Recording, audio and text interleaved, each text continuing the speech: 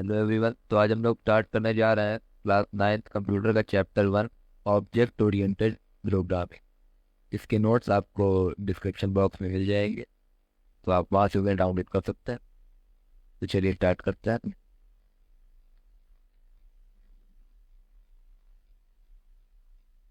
तो सबसे पहले हम बात करते हैं कि प्रोग्रामिंग लैंग्वेज क्या होती है। तो प्रोग्रामिंग लैंग्वेज सिंपली वो लैंग्वेज होती है जिसके हेल्प से हम एक प्रोग्राम लिखते हैं, बस। और इस प्रोग्रामिंग लैंग्वेज के कुछ सेट ऑफ रूल्स होते हैं जिनको फॉलो करते हुए हमें प्रोग्राम लिखना होता है।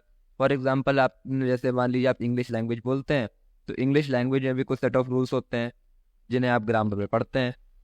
तो वैसे ही हर एक प्रोग्रामिंग लैंग्वेज के अलग अलग रूल्स होते हैं। फॉर एग्जांपल, जावा के कुछ अलग रूल्स है, C++ के कुछ अलग रूल्स है, और उन्हीं की हेल्प से आप एक प्रोग्राम लिखते हैं। ठीक है। तो आप, अब प्रोग्राम क्या होता है? अब जो कंप्यूटर प्रोग्राम होता है वो एक सेट ऑफ इंस्ट्रक्शंस होता है, arrange in step by step process based on some algorithm to perform a specific. तो कंप्यूटर प्रोग्राम सिंपली वो टास्क होता है जो आप कंप्यूटर को देते हैं, बस आप उसको एक स्टेप बाय स्टेप प्रोसेस में तोड़ देते हैं ताकि कंप्यूटर उसे समझ सके। ठीक है। जैसे मान लीजिए आपको कंप्यूटर को एक टास्क देना है। ठीक। आपने उस टास्क को छोटे छोटे भागों में ऐसे बांट दिया। तो बस ये इसका स्टेप 1 हो गया, ये इसका स्टेप 2 हो गया, ये इसका स्टेप 3 हो गया, ये इसका स्टेप 4 हो गया।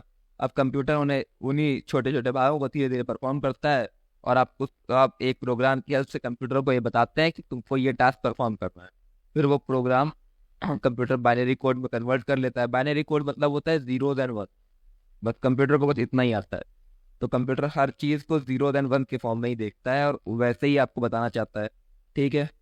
तो आपने एक प्रोग्राम लिखा किसी सर्टेन लैंग्वेज की हेल्प से, कंप्यूटर ने उसको बाइनरी कोड में कन्वर्ट किया, और आपने जो उसको टास्क दिया था, कंप्यूटर ने उसी प्रोग्राम की हेल्प से वो टास्क कंप्लीट कर दिया। आपने कंप्यूटर का टास्क दिया कि जब हम ये बटन दबाएं तो यहाँ स्क्रीन पे हेलो रिप्रेजेंट हो जाए। तो बस आपने ये बटन दबाया, आपने टास्क दिया था कंप्यूटर को एक प्रोग्राम की हेल्प से, तो कंप्यूटर ने उसको आपको शो करके दिखा दिया। आप ये बटन दबाएंगे तो हेलो लिख के आ जाएगा, सिंपल। फिर अब आते हैं कि एल्गोरिदम क्या होता है। Algorithm is a well-defined procedure or formula for solving a program based on a sequence of specified action। ठीक। एल्गोरिदम को आप एक फ्लो चार्ट की तरह मान लीजिए। जैसे आप घर बनाते हैं, या घर, तो घर बनाने से पहले आप उसका नक्शा बनाते हैं, मैप। बस वही है एल्गोरिदम। आप एक प्रोग्राम लिखने से पहले एक एल्गोरिदम लिखते हैं। जैसे मान लीजिए आप है राहुल, एक ह्यूमन बीइंग। ठीक। आपको इंग्लिश लैंग्वेज आती है, आपने इंग्लिश में एक एल्गोरिदम लिखा, और किसी प्रोग्रामिंग लैंग्वेज जैसे मान लीजिए यहाँ पे जावा की हेल्प से उसको एक प्रोग्राम में कन्वर्ट कर दिया, बस। अब वो जो प्रोग्राम है वो प्रोग्राम कंप्यूटर बाइनरी कोड में कन्वर्ट करेगा और उसको समझेगा, और आपने जो भी उसको टास्क दिया होगा वो उसको कंप्लीट कर लेगा। फल। अब चलिए आगे बढ़ो। अब आते हैं हम लोग कुछ बेसिक बिल्डिंग ब्लॉक्स पे। ठीक है। हर प्रोग्राम में कुछ बेसिक बिल्डिंग ब्लॉक्स होते हैं, जिसका पहला बिल्डिंग ब्लॉक होता है इंस्ट्रक्शन स्टेटमेंट, और दूसरा होता है फ्लो कंट्रोल। ठीक है। अब आते हैं इंस्ट्रक्शन स्टेटमेंट में, क्या है कि इंस्ट्रक्शन स्टेटमेंट होते क्या है। ठीक। A program consist of a set of instruction and each instruction is defined in a statement. आप एक प्रोग्राम को कोई इंस्ट्रक्शन देते हैं तो हर इंस्ट्रक्शन के लिए अलग अलग स्टेटमेंट होते हैं।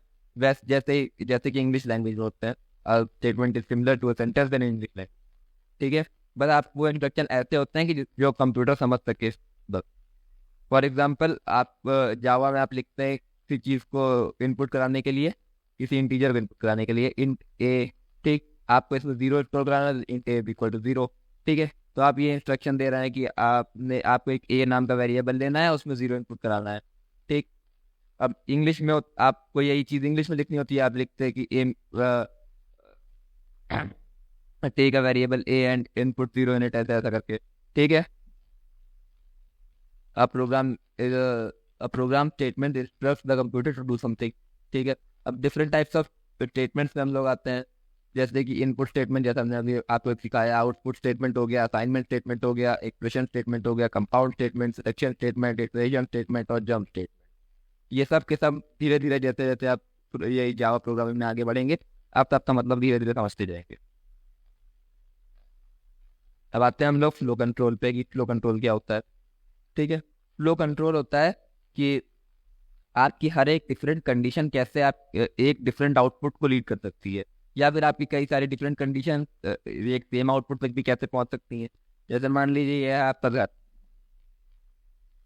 घर, ठीक, ये है आपका स्कूल, ये है एक प्लेग्राउंड, ठीक।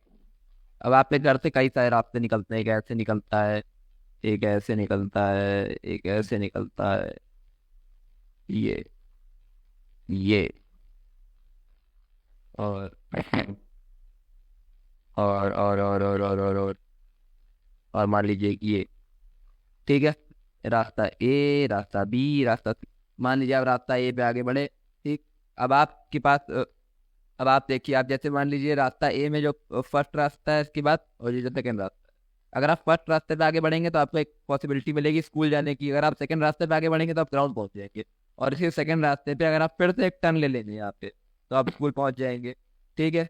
तो आपकी हर एक डिफरेंट कंडीशन जो आप यूज इस्तेमाल कर रहे हैं यहाँ पे, जैसे मान लीजिए आपकी कंडीशन है कि यहाँ, कि आप यहाँ जाना चाह रहे हैं, यहाँ, ठीक। फिर आपने एक कंडीशन लगाया कि आप यहाँ जाना चाह रहे हैं, तो आपकी हर एक डिफरेंट कंडीशन डिफरेंट आउटपुट को लीड करेगी, ठीक है, सिंपल। और आप, हो सकता है कि जैसे आप रास्ता ए पे गए, आपने फर्स्ट कंडीशन चुनी, आप फिर रास्ता सी पे गए, उसके बाद ग्राउंड पे ना रुक के आप डायरेक्ट यहाँ आगे बढ़ गए, आप फिर स्कूल पहुंच गए।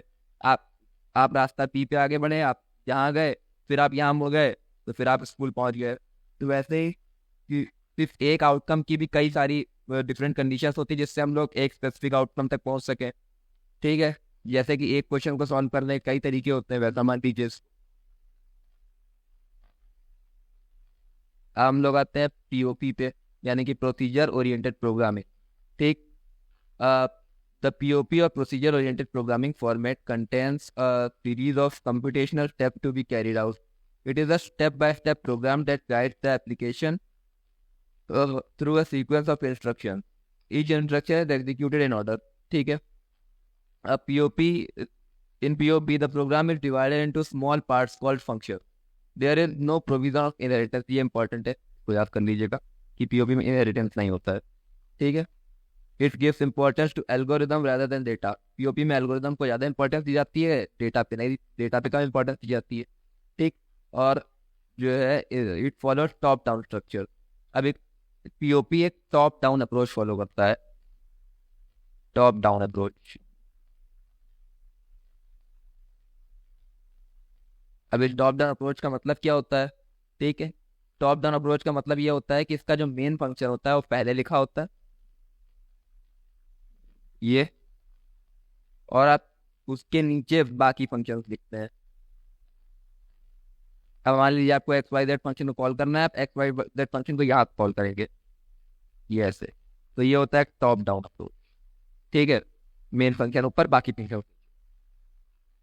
और पीओपी जो है, पीओपी में जो डेटा होता है वो थोड़ा सा वो इनसिक्योर होता है बहुत, क्योंकि इसमें डेटा का ट्रांसफर इधर से उधर बहुत ज़्यादा होता है। अभी आपको दिखाते हैं ऐसे। जो पीओपी में मेन फंक्शन होता है वो कई सारे फंक्शन पर डिवाइडेड होता है, जैसे ये मेन फंक्शन है,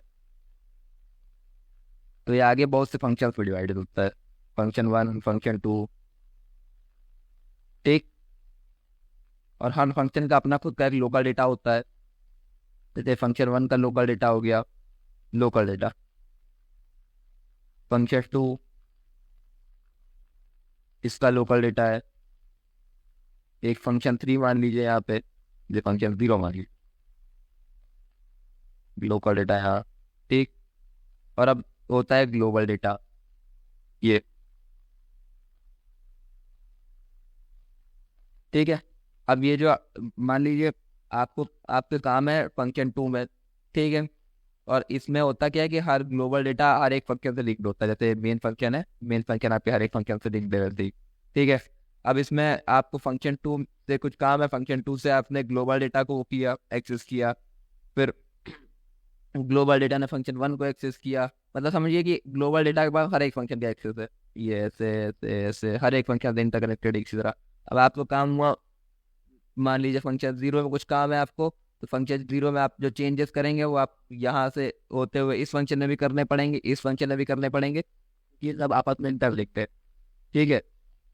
जैसे कि ये फंक्शन कई सारे फंक्शन, फंक्शन 1 है, फंक्शन 2 है, फंक्शन 3 है, फंक्शन 4 है। तो ये आपस में कैसे ना कैसे जुड़े हैं ये। तो आपको अगर कुछ चेंज करना है फंक्शन 1 में, तो वो चेंज करने के लिए आपको फंक्शन 2 में कुछ चेंज करना पड़ेगा, फंक्शन 3 में भी कुछ चेंज करना पड़ेगा, और फंक्शन 4 में भी कुछ चेंज करना पड़ेगा। तब आप फंक्शन 1 में कुछ चेंज कर पाएंगे, क्योंकि ये सब आपस में कुछ ना कुछ जुड़े हुए हैं। अगर आप फंक्शन 1 में चेंज करेंगे तो हो सकता है फंक्शन 2 या फंक्शन 3 में कुछ गड़बड़ हो जाए।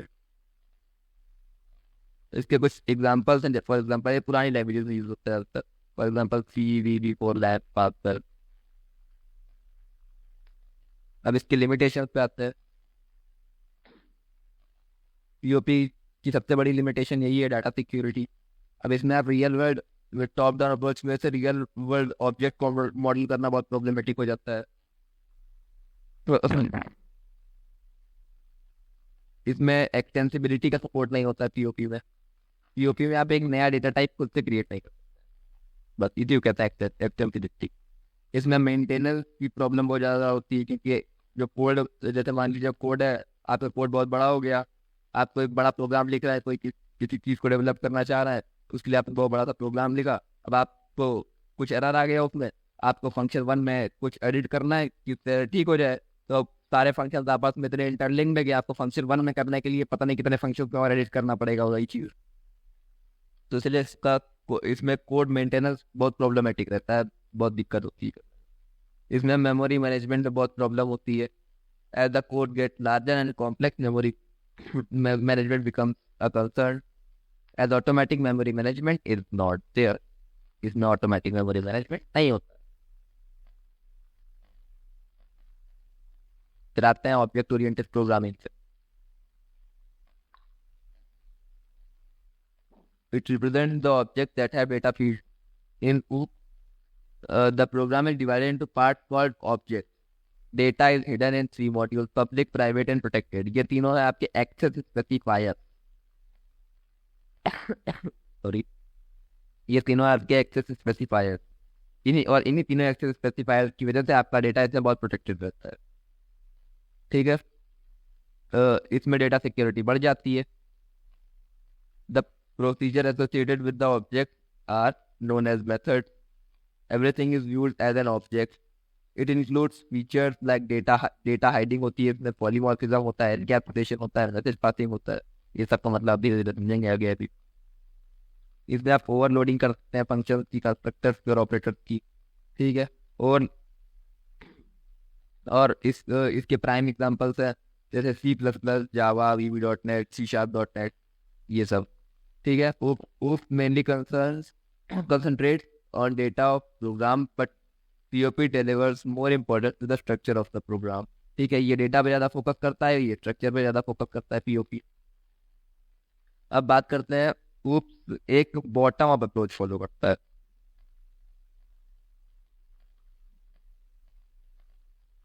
बॉटम अप,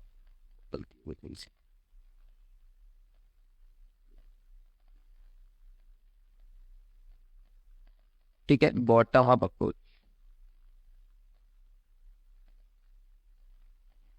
सबसे पहले तो आप ये जान लीजिए, इसका मेन फंक्शन होता है वो कई सारी क्लासेस में फर्दर डिवाइडेड होता है। Class 1, class 2। ठीक। इसमें डेटा का फेर फेर बहुत कम होता है, मतलब डेटा बहुत ज़्यादा ट्रैवल नहीं करता है इधर उधर। डेटा जितना ज़्यादा ट्रैवल करता है उतना इनसिक्योर होता है। जैसे मान लीजिए आपके पास एक तिजोरी है, उसका पासवर्ड 10 लोगों को पता होगा तब वो ज़्यादा सिक्योर होगी, 1,000 लोगों को पता होगा तब वो ज़्यादा सिक्योर होगी? बताइए। आप सबका यही आंसर होगा कि 10 लोगों को अगर पता होगा, जितने कम लोगों को पता होगा पासवर्ड, उतनी ज़्यादा सिक्योर होगी तिजोरी। सीधी सी बात है। तो इसमें यही सीन रहता है कि उस पीओपी में आपका डेटा इतना बहुत ज़्यादा ट्रैवल करता है। उसमें मान लीजिए कि आपका पासवर्ड जो है वो 1,000 लोगों को पता है, और ऊप्स में आपका पासवर्ड सिर्फ 10 लोगों को पता है। ठीक। इसमें डेटा का हेर फेर बहुत कम होता है। चलिए बात कर रहे थे हम लोग बॉटम अप्रोच की, कि बॉटम अप अप्रोच क्या होता है। बॉटम अप अप्रोच का मतलब ये होता है कि जो आपका मेन फंक्शन, पहले इसमें आपकी क्लासेस लिखी होती है। For example class 1। ठीक।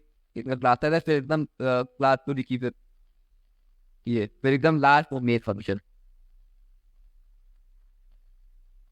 इसमें हमने क्लास 1 कॉल कर ली, क्लास 1 कॉल कर ली, क्लास 2 कॉल गई, जो भी क्लास कॉल कर ली।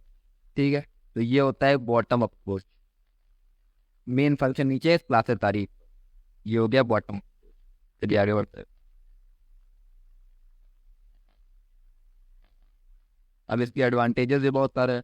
Advantages of object oriented programming. Object oriented programming offers a clear, flexible framework for programs which makes it completely suitable for describing abstract data types where application details are not shown and the unit has a clearly outlined interface. ठीक, वही है कि इसमें आप एक abstract data type define कर सकते हैं, और जो है इसमें आपका डेटा अच्छा खासा सिक्योर रहता है। आप जिसके इतने जितने एडवांटेजेस आप धीरे धीरे सब आगे चलेंगे, इनका सबका मतलब आपको तो चले आता जाएगा। ठीक है, जैसे जैसे आप क्लास 9 क्लास 10 में जावा पढ़ेंगे, वैसे वैसे आपको सब कुछ क्लियर होता चला जाएगा धीरे धीरे। आप एक अच्छा सब कुछ डालने की कोशिश मत कीजिए अपने छोटे दिमाग में अभी। तो चलिए आगे बढ़ते हैं। It can easily and precisely modify the existing code so that a new object can be created with a minimal difference to the present object। ठीक है, इसमें कोड को मॉडिफाई करना बहुत आसान होता है, जैसे उसमें सारे फंक्शंस आपस में इंटरलिंक्ड थे, इसमें वैसा कुछ सीन नहीं है। ठीक है, इसमें जैसे हमारे ये क्लास है, आपको क्लास एक ये है फंक्शन, आपको ये मेन मेथड है। ठीक, आपको क्लास 1 में दिक्कत है, आपने क्लास 1 को ठीक किया, बस आपको कोई और किसी और क्लास को कोई ठीक करने की जरूरत नहीं, क्योंकि इसमें आपस में डेटा इतना ज़्यादा इंटरलिंक नहीं रहता है। ये क्लास 1 है, आप ये सिर्फ मेन फंक्शन से लिंक्ड है। ठीक है, आपको जो काम आपको क्लास 1 का काम होता है, आप सिर्फ क्लास 1 को कॉल करते हैं। आपको क्लास 1 में प्रॉब्लम होगी, आप सिर्फ क्लास 1 को ठीक करेंगे बस। अब तीसरे, it provides a good structure for code libraries where supplied software components can easily be adapted and modified by the programmer. It is generally helpful in developing graphical user interfaces यानी GUI। ये GUI के development में use होता है अच्छा खासा। और वही कि इसमें जैसे मान लीजिए आप कोड है, आपको बेचना है, ये उसमें बहुत काम आता है, क्योंकि आप कोई भी आपको कोड खरीद के उसको अपने हिसाब से मॉडिफाई करके यूज भी कर सकता है। ठीक है, it is very good in representing object. जो ऑब्जेक्ट रिप्रेजेंट करने में बहुत अच्छा होता है। ऑब्जेक्ट क्या होता है अभी आपको आगे बता ले। The program functions and modules related to it that are written by a user can be reprocessed by other users without any modification। आपका कोड किसी ने खरीदा, आप बिना उसको मॉडिफाई किए भी वो आपका कोड इस्तेमाल कर सकता है, किसी भी आप किसी भी उसमें किसी भी मशीन पे किसी भी सॉफ्टवेयर वो आपका कोड इस्तेमाल कर सकता है। जरूरी नहीं कि जिस सिस्टम पे आपने कोड लिखा हो उसी सिस्टम की उसको जरूरत पड़े आपका कोड इस्तेमाल करने के लिए।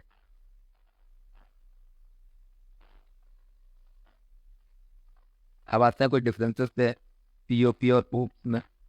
Procedure oriented programming, object oriented programming, इससे कुछ मेन डिफरेंस है। जैसे इसका फोकस, ये ऑब्जेक्ट ओरिएंटेड प्रोग्रामिंग डेटा पे ज़्यादा फोकस करता है, और पीओपी कोड पे ज़्यादा फोकस करता है। ठीक है, इनका कोड मॉडिफिकेशन बहुत सिंपल होता है ऊप्स में, और पीओपी में बहुत कॉम्प्लेक्स होता है। Data security object oriented programming में ज़्यादा अच्छी होती है, इसमें कम सही होती है। अप्रोच इसका मॉड्यूलर या फिर बॉटम अप होता है, और पीओपी का अप्रोच होता है टॉप डाउन अप्रोच। एक्सटेंसिबिलिटी यानी कि एक्सटेंसिबिलिटी का मतलब मैं आपको ऊपर समझा रहा है, अभी आपको दिखा ये extensibility the ability to create a new data type. ठीक, एक्सटेंसिबिलिटी आप पीओपी में नहीं कर सकते हैं, और ऑब्जेक्ट ओरिएंटेड प्रोग्राम कर सकते हैं, ये आपके लिए अवेलेबल होता है, ये प्रेजेंट है इसमें। ठीक है, ओवरलोडिंग ऑब्जेक्ट ओरिएंटेड प्रोग्रामिंग में आप कर सकते हैं, पीओपी में नहीं कर सकते हैं। एक्सेस स्पेसिफायर में होते हैं, पीओपी में नहीं होते हैं। ठीक है, चलिए आगे बढ़ते हैं। अब बात करते हैं क्लास क्या होती है। अ class is a template defining the properties and behaviours of object it define. ठीक, फिर बात करते हैं कि ऑब्जेक्ट क्या होता है। An object is a specific instance of a class containing real values instead of variables. ठीक, आप मान लीजिए ये है आपकी क्लास, ठीक, 9A, इसमें 9 बच्चे, 1 2 3 4 5 6 7 8 9। तो ये जो क्लास है ये आपकी हो गई असल, इसमें भी क्लास, और ये जो बच्चे हैं ये आपके हो गए ऑब्जेक्ट। ठीक, अब हर ऑब्जेक्ट की कुछ सेम कैरेक्टरिस्टिक होती हैं। जैसे सारे के सारे स्टूडेंट्स हैं, सारे के सारों को सेम सब्जेक्ट पढ़ने हैं, सारे के सारे क्लास 9th में हैं, ठीक है, सारे के सारे ए सेक्शन में हैं। अब बात ये कि सबके कुछ अलग अलग कुछ कुछ अलग अलग डिफरेंसेस होंगे या फिर एट्रीब्यूट्स होंगे। जैसे मान लो इसको फुटबॉल खेलना पसंद है, इसको क्रिकेट खेलना पसंद है, ये स्विमिंग में अच्छा है, ये किसी और चीज़ में अच्छा है, ऐसे ऐसे सबके अलग अलग हर एक ऑब्जेक्ट कुछ अलग अलग रोल होगा, कुछ अलग अलग एट्रीब्यूट्स होंगे, ऐसे ऐसे, ठीक है। इन और इन सभी का कनेक्शन जो होगा वो एक क्लास कहलाएगा। बस सिंपल। अब आते हैं ओप्स के कुछ प्रिंसिपल्स पे। ओप्स बेसिकली 4 प्रिंसिपल्स पे काम करता है: एब्स्ट्रैक्शन, इनकैप्सुलेशन, इनहेरिटेंस और पॉलीमॉर्फिज्म, ठीक है। चलिए देखते हैं सबको एक एक करके। अब एब्स्ट्रैक्शन क्या होता है? Abstraction is the representation of essential features of A system without getting involve with the complexity of the entire system. मतलब आपको सिर्फ एसेंशियल फीचर्स ही दिखाए जा रहे हैं सामने, और जो उसके पीछे की कॉम्प्लेक्स कैलकुलेशन जो चल रही है वो नहीं दिखाई जा रही। फॉर एग्जाम्पल, आपको ये पता है कि ये कार का स्टेयरिंग है, मान लीजिए ये कार का स्टेयरिंग, ये है कार के पहिए, ठीक। आपने स्टेयरिंग अगर इधर घुमाया तो दोनों पहिए इधर घूम गए।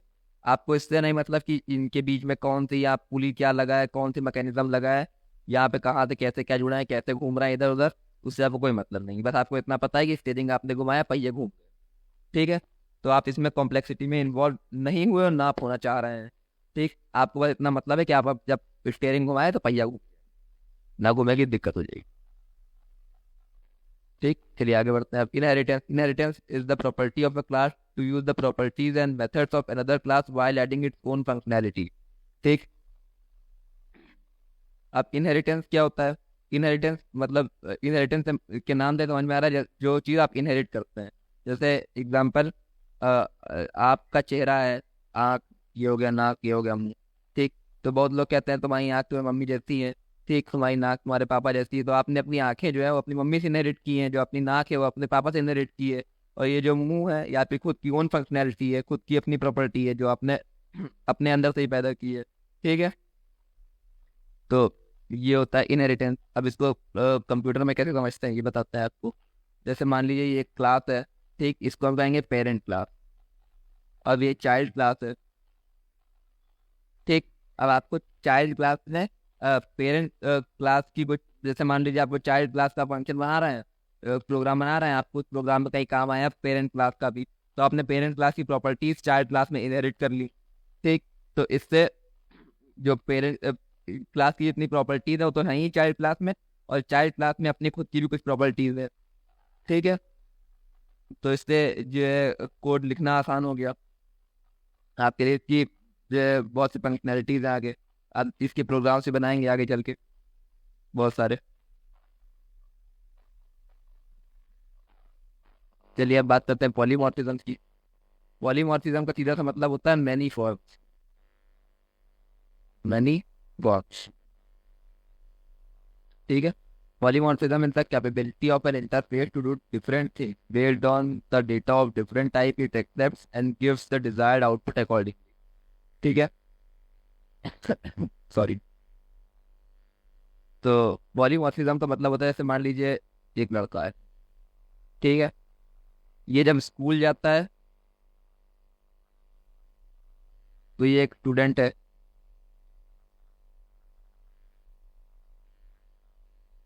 ठीक। घर पे एक फैमिली मेंबर है,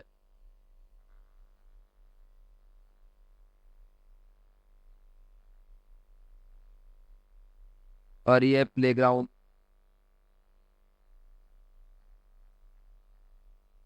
यहाँ पे एक प्लेयर, ठीक। तो है तो यही एक इंसान ना, बस जो है आपने जैसा जैसा काम इसको दिया ये उसी के अकॉर्डिंग अपने आप को डाल लेता है। इसी के कई सारे फॉर्म्स है, इसका एक फॉर्म स्टूडेंट है, इसका एक फॉर्म फैमिली मेंबर का है, इसी का एक फॉर्म प्लेयर है, बस ये ऐसे समझ लीजिए। इसको गिरगिट मान लिए कि अपने टाइप अपने काम के हिसाब से अपना रंग बदल लेता है, बस ये, ठीक है। बस ability to exist in many form.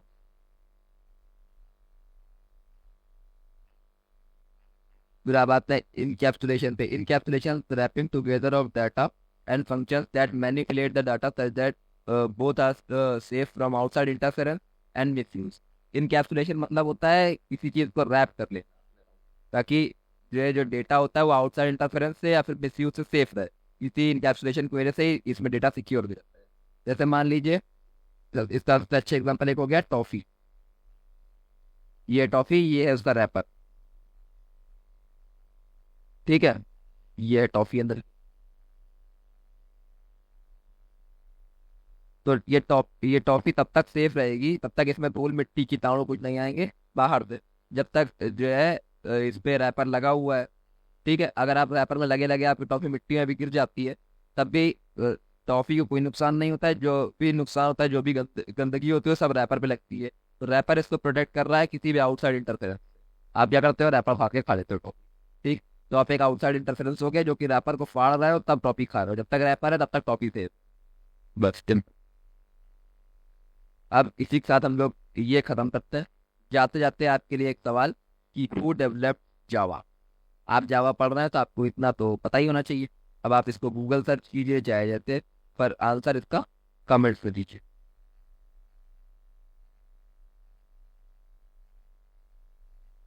ठीक, आंसर कमेंट कीजिए। जिसको पहले से पता है वो बहुत अच्छा है, वो आंसर तुरंत कमेंट में लिखते। जिसको नहीं पता है वो गूगल पे सर्च करे, चाहे पता करे, उसके बाद आके आंसर कमेंट में लिखे कि जावा को किसने डेवलप किया था। ये आपका अच्छा क्वेश्चन।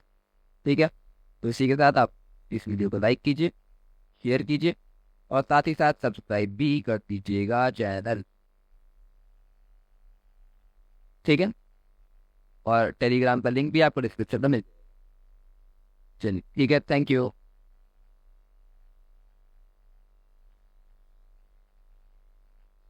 Bye bye.